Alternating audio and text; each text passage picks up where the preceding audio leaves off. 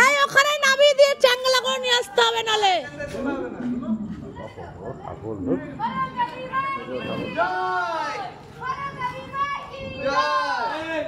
নমস্কার বন্ধুরা, আজকের ব্লগটা কিন্তু আমি এখান থেকে শুরু করছি। আগের দিন তো তোমরা যে আমার হাজব্যান্ডের বার্থডে, সেই ব্লগটা তোমাদের দিলাম। তারপরেই ব্যস্ত হয়ে পড়েছি আমরা কালী পুজো উৎসবের রসনাইতে ভেসে উঠেছি। তোমার চলে এসেছে আমাদের পাড়ার ঠাকুর। এবারে ঠাকুরটা যেন অনেকটা, আমরা এই পাশের বাড়িটাই রাখি, কিন্তু এবারে বলছে পাশের বাড়িটা রাখা যাবে না, ঠাকুরটা নাকি অনেক। আমি বলছি না না রাখা যাবে, আমি বলছি না রাখা যাবে। ওদিকে দেখো দেখতে দেখতে আমার মেয়েও চলে এলো ঠাকুর নিয়ে।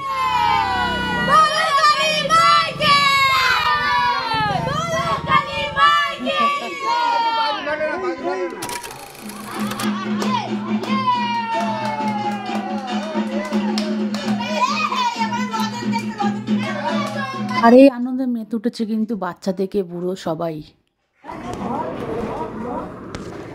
আর এই যে আমাদের হচ্ছে রাত্রি 1টা বাজে, সব আলপনা দিতে ব্যস্ত। আর এই দৃশ্যটা তুলেছে হচ্ছে আমার মেয়ে কালী পুজোর দিন সন্ধ্যাবেলায়। ও আমাকে বলেছিল আমার সঙ্গে ছাদে চলো, দেখো সবার বাড়িতে বাড়িতে কি সুন্দর লাইট লাগানো হয়েছে। আর হ্যাঁ, আমি গিয়ে দেখে তো অবাক হয়ে গেছি। এই দেখো ফানুসটা এখন তো ফানুস হওয়ানো বন্ধ, কারণ হচ্ছে আমাদের এই এয়ারপোর্ট চত্বর যেহেতু, তো ট্রেন চলাচলের অসুবিধা হয়, এই জন্য আমাদের এখানে মানে ফানুসটা এখন নিষিদ্ধই করে দিয়েছে। আর এদিকে দেখো আমাদের বাড়ির সবাই মোটামুটি বাড়ি সাজাতে আলো ঝলমলে, কারণ এই যে লাইট নাও লাগাতে পারে তারা ভাড়া করে এনে এই অবশ্য করে লাইটটা লাগায়। পুরো ধনতেরাস থেকে শুরু করে কালী পুজো পেরিয়ে গিয়ে ভাইফোঁটা পর্যন্ত সবার বাড়িতে আমার থাকে।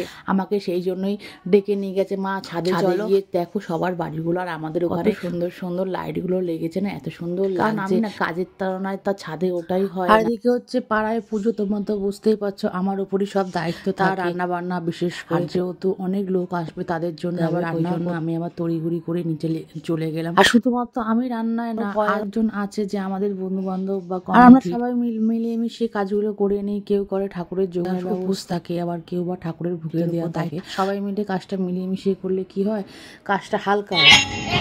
হ্যাঁ, শুকনো লঙ্কা আর ধনে গুঁড়ো বেটেছিস আজ করতে বলিনি আমি মা। এখন বাদাম ভাজা হবে।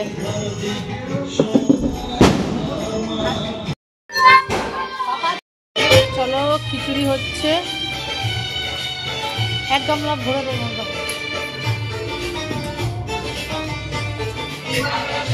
আর কালী পুজোর খিচুড়ি রান্না করছি এখনো পর্যন্ত। ওই আরো দিকে দাও, খিচুড়ি করছি কারণ কালী পুজো আর রাতের বেলা পুজো হবে। আর এদিকে দেখো এইখানে চাল ডাল রয়েছে, মোট হচ্ছে 10-20 কিলো প্রত্যেক বছরে। কিন্তু আমি, আর তোমরা যদি আগের ব্লগগুলো দেখো তার মধ্যেও দেখতে পারবে যে আমি রান্না করি আর সবাই মিলে আমাকে দেয় আমার বন্ধু বান্ধব। এই বছর তো আমার মাও কাজে লেগে, আগের বছর আমার মা তো হচ্ছে এই সময় অপারেশনের প্রস্তুতি করছিলাম, যে আমার মায়ের স্পাইন অপারেশন। আর দেখো এই আলপনাটা কিন্তু আমার ছোট ছোট বাচ্চারা করে, আমার মেয়ের বয়স, ওরা সারা রাত বলতে 2টো আলপনা দিয়েছে। আর ঘর থেকে আর রং এনে এনে আমরা কিন্তু কোনো কিছু দিই। আর মায়ের মণ্ডপটা এখনো পুজো হয়নি, যেহেতু 12টার সময় পুজোতে। আর দেখো বাচ্চাগুলো তখন বাজি ফাটাতে আরম্ভ করে দিয়েছে, ছোটবেলার কথা মনে পড়ে যায়। তোমাদের আজকের ব্লগটা কেমন লেগেছে আমাকে কমেন্ট সেকশনে কমেন্ট করে জানাবে। 1টা বাজে, পুজো হচ্ছে, এবার আমি যাচ্ছি।